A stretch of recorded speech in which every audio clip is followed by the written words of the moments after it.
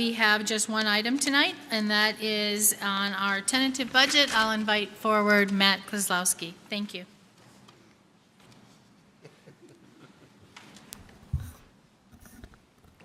Can everybody hear me clearly? Yes. I'm tall, the microphone's a little far away. I just want to make sure that's working properly. So, Mayor Smith, members of council, thank you for allowing me to take a few minutes of your time this evening to share our fiscal year 24-25 city budget. Councilwoman Knorr, congratulations and welcome. We look forward to working with you. Before we jump into any of this, I want to make sure I take a moment to recognize the city staff and all of the work that goes into putting a city budget together. Executive team, senior leadership team, directors, managers, supervisors, employees, all of them put a tremendous amount of effort into making sure this budget comes together. I would be remiss if I didn't take a moment to recognize our budget manager, LaSalle Blancarte. LaSalle, if you could stand up behind me, please.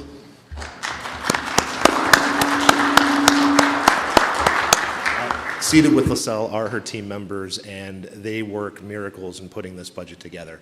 The amount of work they have put in, the amount of work they care about, the transparency they try to create, it is a phenomenal effort, and my thanks go to all staff members, but in particular, LaSalle and her staff. Having said that, let's go ahead and jump into the city budget, okay?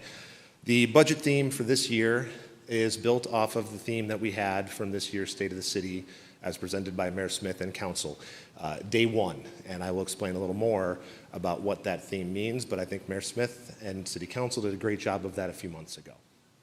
So, the fiscal year 25 budget headline and highlights. The committee for Budget and Finance meeting took place on April 24th of this year, and on April 24th, proposed budget books were distributed to all council members. The tentative budget, as we are discussing today, will be posted to the city website and available for review no later than 7 days from today. No truth and taxation hearing is required. I will discuss property tax a little more in detail in a few minutes. And the FY25 budget is representative of our future planning objectives identified and designed by City Council and the city leadership team. So, for FY25 budget, let's talk about Maricopa's Day One. This is an excerpt from City Manager Ben Bitter's budget transmittal letter to Mayor, Council, and the citizens of Maricopa. He talks about Day One or one day. You decide. Today is our chance to start anew, to recommit, to lead progress. We cannot sit back and wait for the day that someone might come to our rescue, to expect more of ourselves, to give more of ourselves, to work towards solutions to our community's toughest challenges together. We must enhance our civility, focusing on solutions instead of the temporary growing pains that will surely come on our path to lasting achievement, as we literally build a place that is worthy of our affection. The challenge is to question what each of us, as individual stakeholders in the city of Maricopa, can do to make Maricopa a thriving and durable community. I think that is incredibly well written and incredibly well said. So, let's start with the good stuff.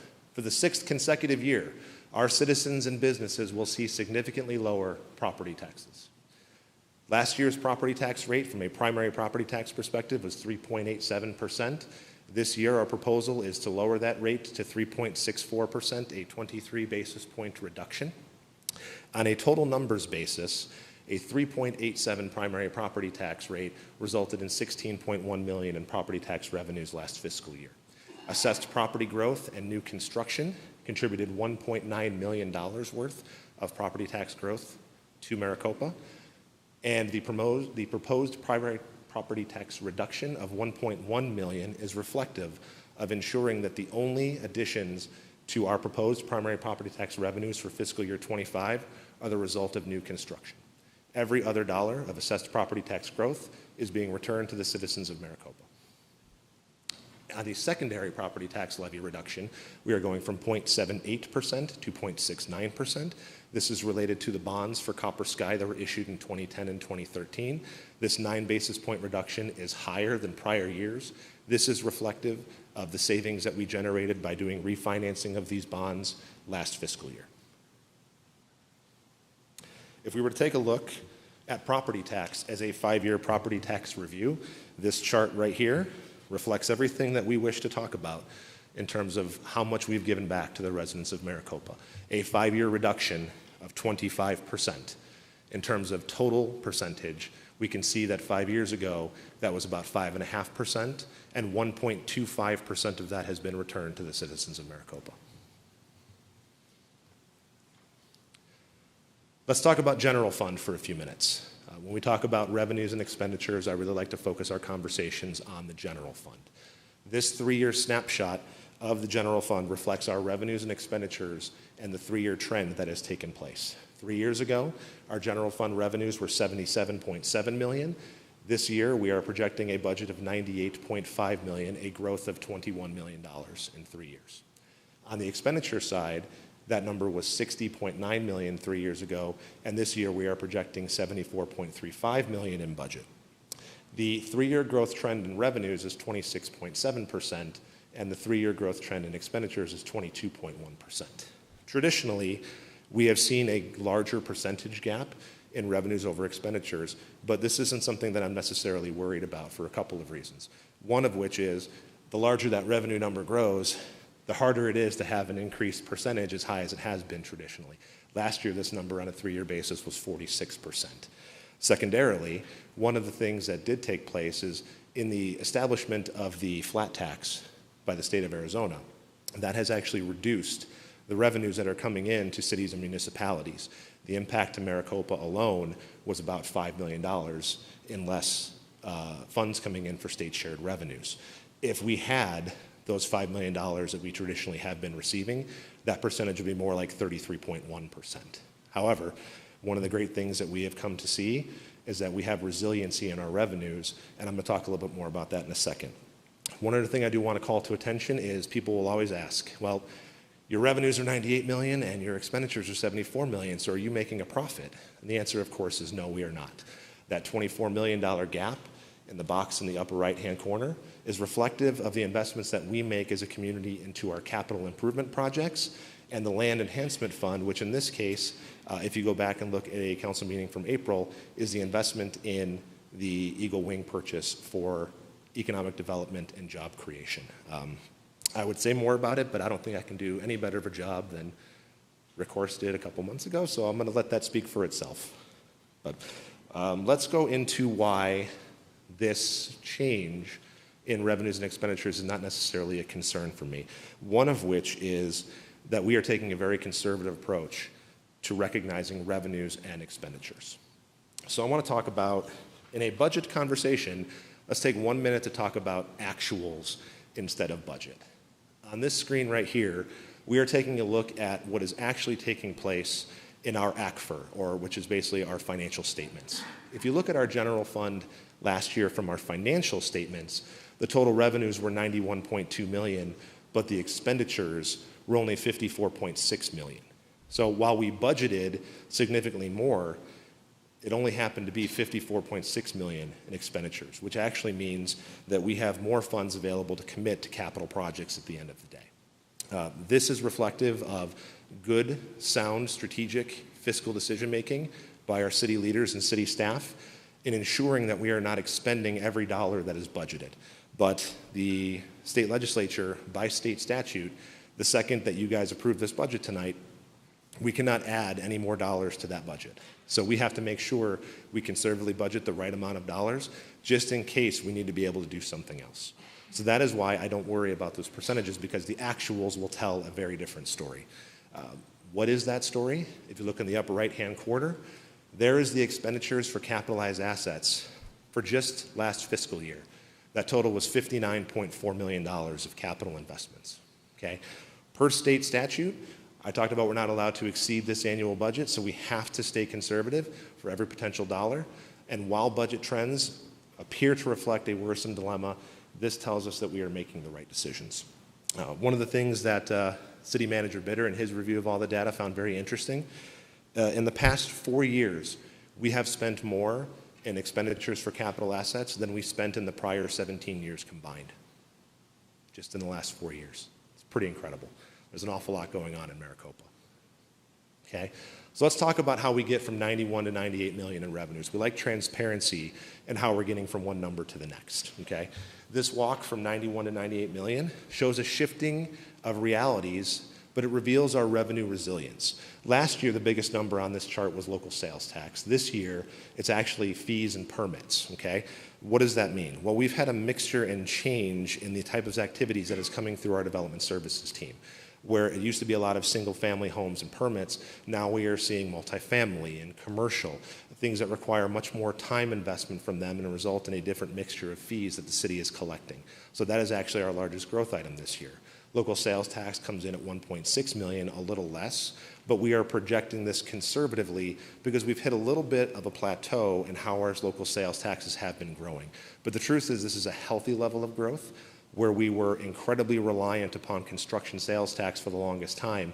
That was upwards of 50% on a regular basis. That is actually becoming more like 40% as more retail and business opportunities come into Maricopa and create a different mixture. So that is a good thing. We're just projecting that will be a slightly slower curve, and it is a little bit conservative. We can see the growth in property taxes from new construction is discussed, and then we can see that dip in intergovernmental revenue, which is the state shared revenues related to the issues that we talked about earlier. Okay. This slide right here discusses our projected expenditures, how we go from 69.9 million of budgeted expenditures to 74.3 million. 4 million of that is invested in personnel, and 1.23 million is invested in operating. Again, where 69 million was the budget, right now I'm projecting that we'll probably come in somewhere between 60 to 62 million in actuals. Those are funds that will be available to reinvest in capital projects. Okay, let's talk about how those expenditure increases are spent. And the first thing to talk about is talent, okay? As a city staff, we need to make sure that our talent is taken care of and that we're able to attract new talent to work here. We like to walk our personnel expenditures, so from 47 million to 51 million, how do we do that? Well, 1.76 million of that is tied to new personnel requests, and I'll cover that in just 1 minute. 950,000 of that is in salary increases. A 4% increase was provided to city staff across the board. 4% is also built into the salary step increases for the MOUs for police and fire as well.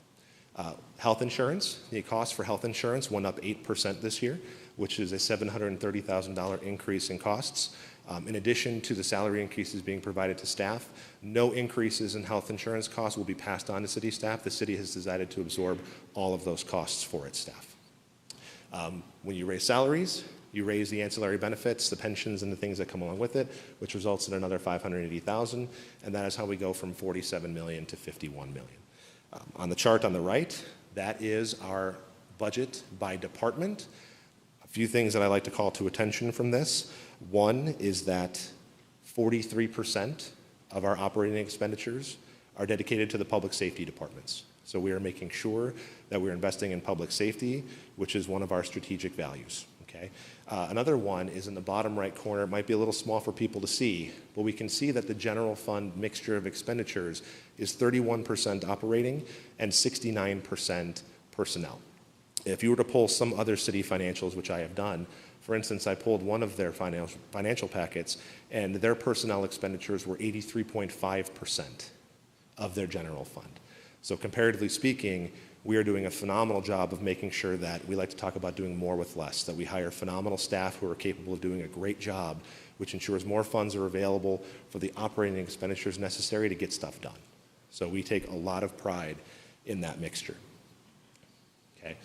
Here are all of the new positions that were approved for the fiscal year 25 budget. If we talk about our mission and our objectives, right? Unlock the full potential of the city of Maricopa to create a thriving and durable community. 4 objectives were established in that process. One is to maintain and enhance Maricopa's physical environment. We have a 10-year CIP plan highly dedicated to Maricopa's physical environment. We want to ensure a safe and secure community. Of the 17 new hires authorized, all but 3 are dedicated to the enhancement of public safety for our community. So we are committed to that objective. We took the budget flexibility to add 3 public safety positions right now in this fiscal year and not wait 4 months. That means that those officers can go through the academy and get out and get into service of our community faster. When we budget conservatively and we act fiscally responsible, we have the ability to do these things. Of all of the new operating and personnel requests that were approved, 61.6% of those budget approvals are dedicated to public safety. So again, we are making sure that we are ensuring a safe and secure community, and we are putting our money where our mouth is on that. Okay? Investments in economic development and job creation are taking place that promote economic vitality, and we'll talk a little more about that in a second. And then if we want to be a premier city, I think it's safe to say that that $60 million in capital assets that we talked about a little earlier is a pretty good reflection that we want to be premier. Okay? So we've talked about operating. Let's talk about capital improvement projects. The 10-year CIP plan that was put in place last year, one of the things to understand about that 10-year CIP plan is only year one is fully committed. Upon approval of the budget tonight, that means that that first year is locked in, but nothing else is committed to long term. However, we have to be ready and forward thinking and able to understand what the city needs on a long-term basis and not just a short-term one. So when we talk about years 1 through 3 of a 10-year CIP project, the placement of that project indicates high priority and requires the project to have realizable funding sources for construction, okay? When it's in years 4 through 6, the placement of that project indicates high priority, but this is likely to have slight adjustments in what year it might take place, the scope, the vision, the implementation. Any number of things could change for that, but it is something that is still vital long-term, and we see that as something important. And then with years 7 through 10, the placement of a project in that range, we understand that it's going to be necessary, but a lot of things are likely to change in that instance. Costs, location, all sorts of things. It's hard to project 7 to 10 years out exactly what's going to be necessary, yet we do our best to understand exactly what will be necessary and how we will take care of that. Okay? This is always one of our favorite images to show everybody. This is the 10-year CIP roadway projects image that reflects all of the projects from just an infrastructure roadway perspective that are going to take place in the city of Maricopa. Okay, we have a 10-year CIP plan of $694 million.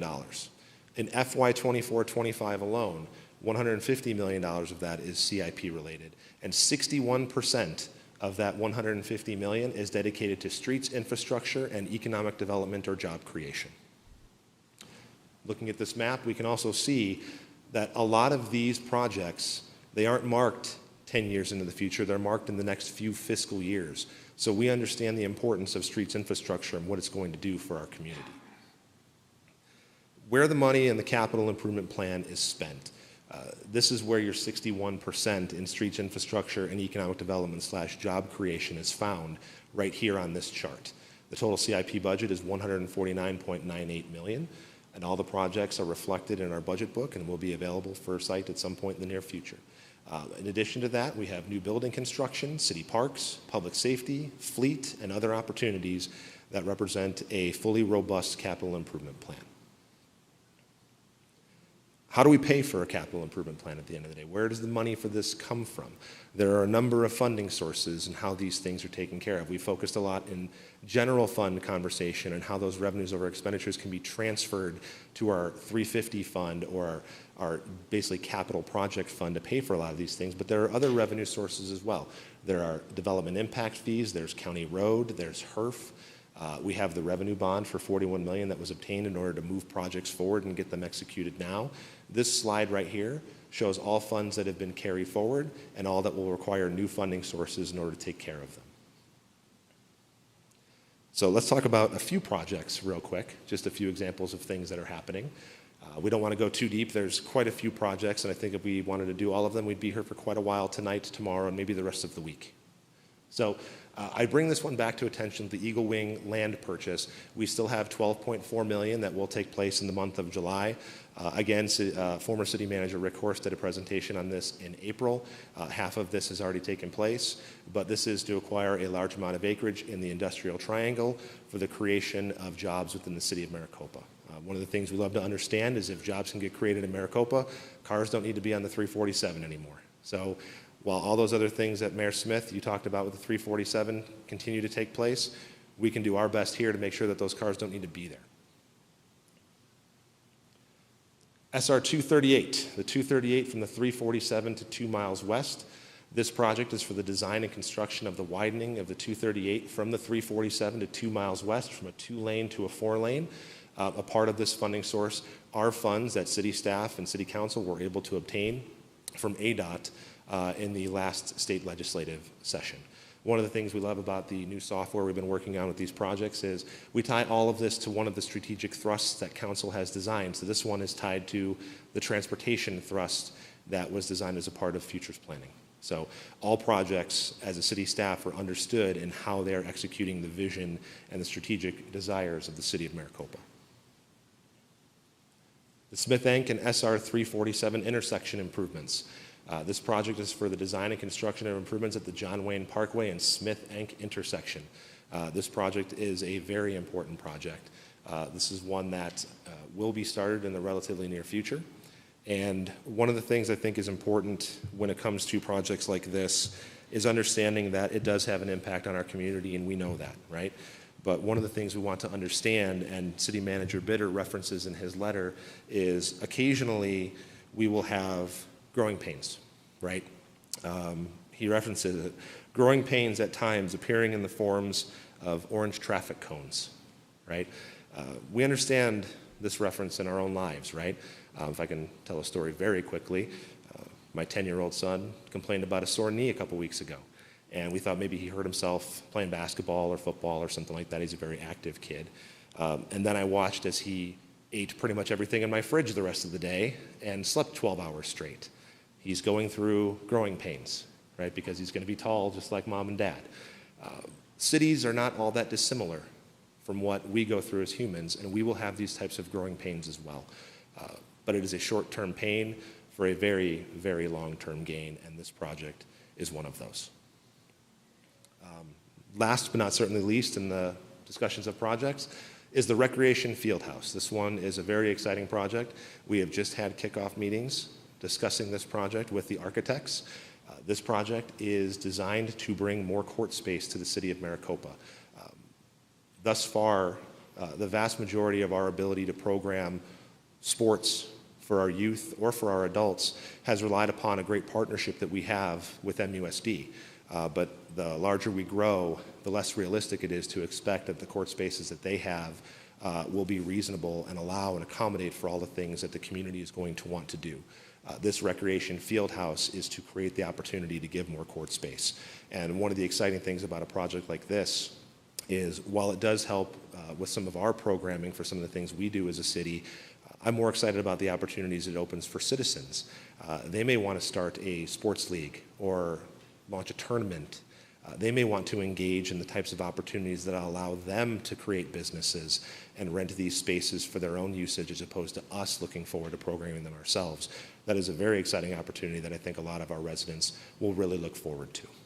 So while there are a lot more CIP projects that we can discuss, I'll go ahead and stop the presentation right there and allow you for any time to ask me any questions.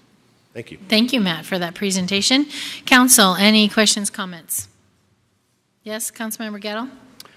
Matt, just thank you to you and your team for the phenomenal job that you've done this year, and I especially appreciate the attention that we're giving to our public safety. Vast majority of the budget is going to support those men and women that help make our community safe and make sure that they need. Do you have the opportunity just maybe to highlight one or two of the big things coming up? I know we have our new PD station just about ready to come online. Is there anything else we could look forward to as a public that would be in the public safety sphere that's exciting to you?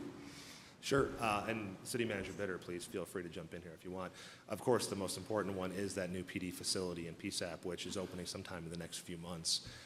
That has been a significant investment in public safety at the end of the day. There's so many other things that I could color, but Ben, would you like to refer to anything in particular? Yeah, thank you.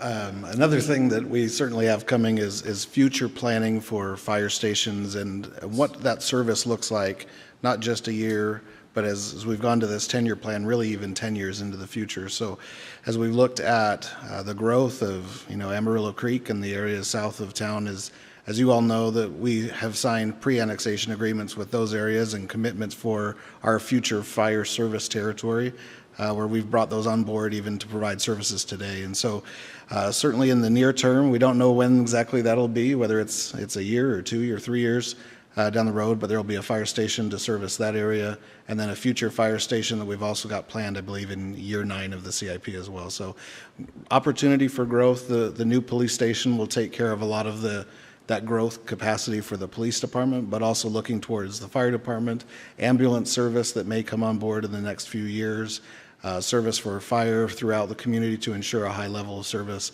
Those are all planned within that 10-year plan, including up to 2 new stations within the next 10 years. Wonderful. Thank you for your report. That's all, Mayor. Thank you. Thank you, Councilmember Gettle. Yes, Councilmember Marsh. Matt Lascelles, budget team here on council, I want to congratulate you on an excellent piece of work here. That's a very impressive book. Thank you very much. Anyone else? Yes, Councilmember Wade. I'm just curious as when we're going to start taxing folks, instead of saving them tax dollars. Are you looking at that? Don't Sounds start like these an rumors. answer for a council member. Rumors. Oh, don't start these rumors. I just want to say I'm very pleased with the effort that you put into this, Matt, you and your team, and it just goes to show that there's a lot of sleepless nights that people are going through just to make sure that we get what we need as a city.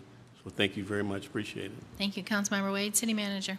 Yeah, and I think realistically, Councilmember Wade, to your point, our goal as a city organization is to create as stable of an organization as we can and be as responsible to the taxpayer and the taxpayer dollars that we receive.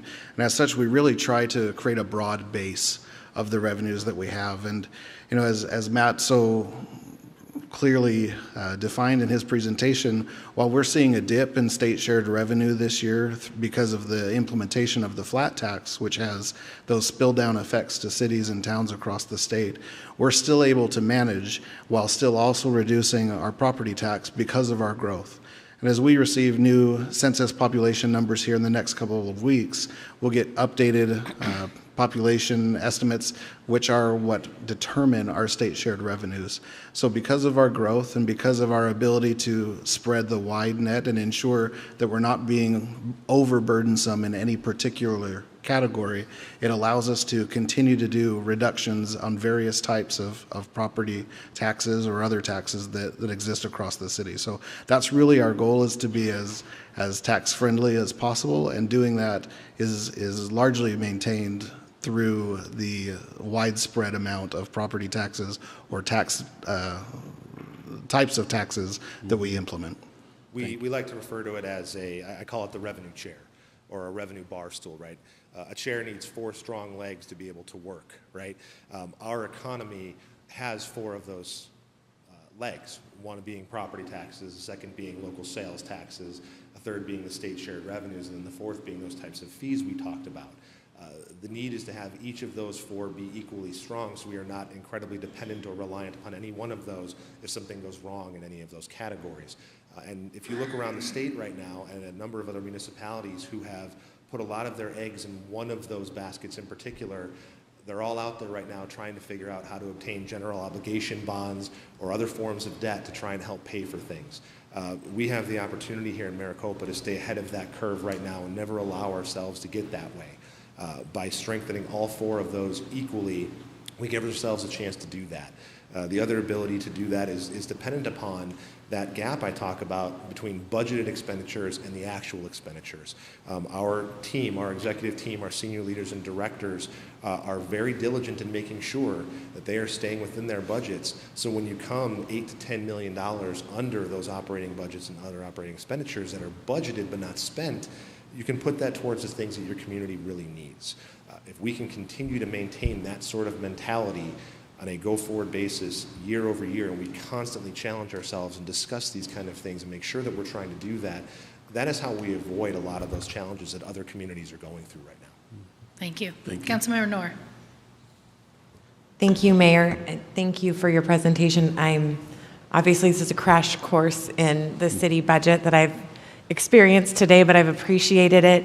And I consider myself a very educated person in Maricopa in terms that I pay attention, and I always have paid attention to what goes on in the city. But getting to learn it even more in depth has really been great. And I think it's important that I'm really big on like elevator speeches, right? It's like, what am I going to say if someone asks me, how's the city of Maricopa doing? And for me, the budget highlights how we're doing, and that we're lowering our property tax rates, that we have a fiscally sound and responsible budget, which we're lucky to have because There's a lot of government entities that do not have that right now in light of some of the fiscal woes that you highlighted. And then we are planning for the future extensively. We're planning for the future. And that, I think, was my biggest eye-opener in the education I got today about the city, is how extensive our future plans are and how quick we're implementing them. And then finally, that we're investing in public safety in this budget. I think that's wonderful, and I thank you for that. So that's all I have. Thank you, Councilmember Knorr. Vice Mayor Lehrman. I don't know if you saw, but Councilmember Wade and I were both clapping throughout the presentation, and I got to attend the budget meeting, and there was just a lot of oohs and ahs going on, and just a lot of pride in our budget. I remember 4 or 5 years ago when I thought about running for city council, one of the first things I did is look at the budget, because when you're a council member, there are some communities you don't want to serve on council, and you don't want to be in this position because a lot of communities are not in the position that we are. And so our budget is a source of pride and an envy of other communities, and thank you to your staff. I am incredibly proud to say that 5 years in a row we reduced property tax. I don't know other cities can claim something even close to that. And that our community members are our boss. We are here to serve you, and that is our purpose, and the budget proves that. That is what our heart is, and that's what we're trying to do. So thank you for accomplishing that goal, and hopefully we'll continue to do that. Thank you, Vice Mayor Lehrman. I would like to also comment on a few things in regards to property, primary, and secondary tax. I'm very proud of the fact that in the 10 years that I've served, we've lowered taxes 8 times and kept them the same, never raised taxes. In years prior, that can't be said, and there may be reasons for that, but I'm proud of the fact that for all 10 years, we've either lowered or kept it the same for 2 years.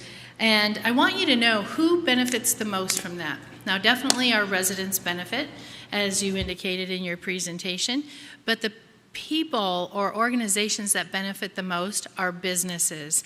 Residents are actually protected by a state statute of 1% cap, and businesses have to pay the full amount. If you own a property, you have to pay the full amount of both secondary and primary property tax. So when we hired Rick Horst, one of the things was, we need you to continue to reduce property tax so that businesses are welcome, businesses benefit from having lower property tax, and he did that, and now City Manager Bitter is doing the same thing. Now, I can't promise that always in the future, because you know there's a limit to how far you can go down, but I love the direction that it's heading, and I'm proud of what the city has accomplished in the 10 years that I've been serving. I love the fact that 42%, maybe slightly more if I add in one other department, for public safety is directed toward ensuring that our community is safe. That's huge to me, very important. I love the fact that there are 3 firefighters, 4 police officers added, because I get that question all the time, are we keeping up with where we need to be? And as a result, you may be aware that the council has a subcommittee for budgeting. It's myself, Councilmember Manfredi, and Councilmember Getto. And we met and went over all of the numbers and understood what the additions were going to be. But then additional questions came up in regards to, but is adding 3 firefighters, 4 police officers, 3 firefighters, enough? Are we accounting for what they call drop? And we had some information given to us by Matt that shows the excruciating detail that they went into in analyzing how do we always make sure we're replenishing what we might lose, plus with growth what we need for the future. I'm telling you, excruciating detail. Matt just kept bringing, okay, and look at this detail. And then he'd bring in another file. Look at this detail. Look at this. Yeah, and Micah gave us the same information. So I feel really confident that we're heading in the right direction and ensuring that our community will always stay safe. And I want you to be aware of how much information was actually analyzed and statistics were used. And I think your department did a fabulous job, and I really appreciate that continued conversation and the questions that were asked. One thing that you didn't talk about, which I'm excited and I want everyone to know, and I know it's off in the future, but in the future, all this information plus every single capital capital improvement project will be available to you and what the funding sources are for them online. And so we look forward to that. I know council looks forward to it because we're constantly sending people the link to the capital improvement project so that they have all the information. It'll be great just to have a button to push and go say, a keyword. What do I want to look for? I want to look for a signal on Boland and White and Parker. So it would be excellent to have that type of information. So I applaud what you're doing for us in the future as well. So I appreciate everything that's been done, and I think this moves us in the right direction. And my favorite chart is always showing over a 5-6 year period how we have continued to be a conservative council and budget less than what we bring in. And that's huge for all the reasons that you defined, and the same with what City Council defined.